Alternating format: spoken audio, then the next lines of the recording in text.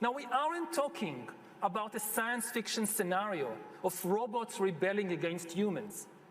We are talking about far more primitive AI, which is nevertheless enough to disrupt the global balance.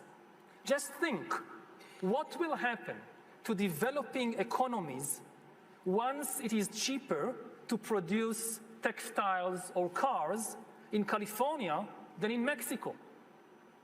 And what will happen to politics in your country in 20 years when somebody in San Francisco or in Beijing knows the entire medical and personal history of every politician, every judge, and every journalist in your country, including all their sexual escapades, all their mental weaknesses, and all their corrupt dealings? Will it still be an independent country, or will it become a data colony? When you have enough data, you don't need to send soldiers in order to control a country. Alongside inequality, the other major danger we face is the rise of digital dictatorships that will monitor everyone all the time. This danger can be stated in the form of a simple equation, which I think might be the defining equation of life in the 21st century. B times C times D equals R, which means biological knowledge multiplied by computing power multiplied by data equals the ability to hack humans, R. If you know enough biology and you have enough computing power and data, you can hack my body and my brain and my life, and you can understand me better than I understand myself. You can know my personality type, my political views, my sexual preferences, my mental weaknesses, my deepest fears and hopes. You know more about me than I know about myself. And you can do that not just to me, but to everyone. A system that understands us better than we understand ourselves can predict our feelings and decisions, can manipulate our feelings and decisions, and can ultimately make decisions for us.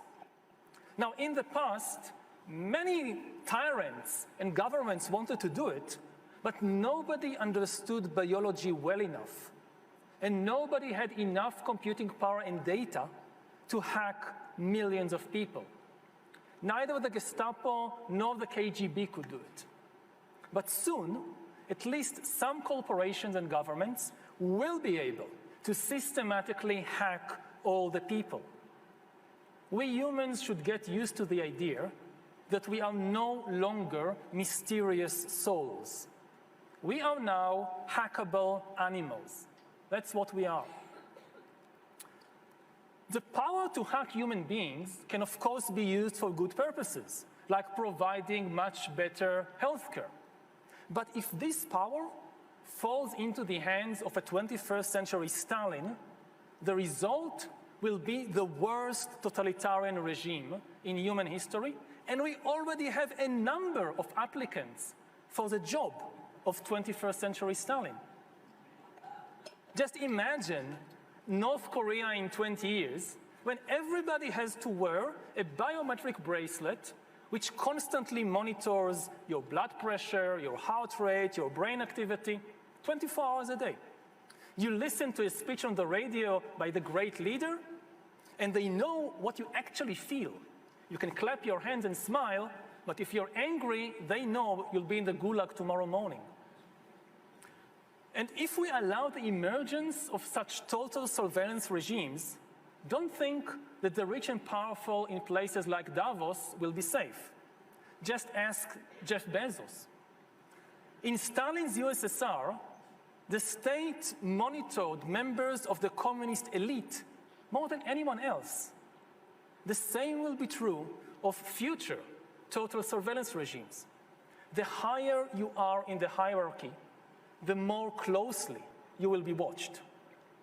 Do you want your CEO or your president to know what you really think about them? So it's in the interest of all humans, including the elites, to prevent the rise of such digital dictatorships.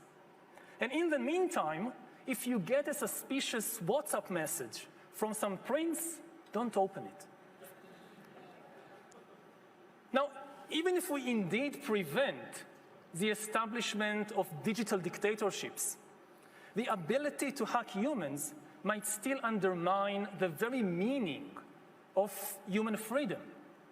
Because as humans will rely on AI to make more and more decisions for us, authority will shift from humans to algorithms. And this is already happening. Already today, billions of people trust the Facebook algorithm to tell us what is new. The Google algorithm tells us what is true. Netflix tells us what to watch, and the Amazon and Alibaba algorithms tell us what to buy. In the not-so-distant future, similar algorithms might tell us where to work and whom to marry, and also decide whether to hire us for a job, whether to give us a loan, and whether the central bank should raise the interest rate. And if you ask why you were not given a loan, or why the bank didn't raise the interest rate, the answer will always be the same. Because the computer says no. And since the limited human brain lacks sufficient biological knowledge, computing power, and data, humans will simply not be able to understand the computer's decisions.